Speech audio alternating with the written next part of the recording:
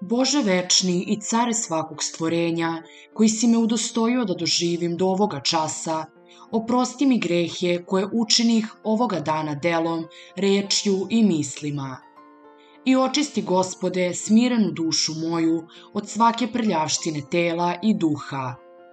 I daj mi, Gospode, da mi san ove noći prođe u miru, da bih, ustavši sa skromne postelje, ugađao presvetom imenu Tvom u sve dane života moga i pobedio sve telesne i bestelesne neprijatelje koji vojuju na mene.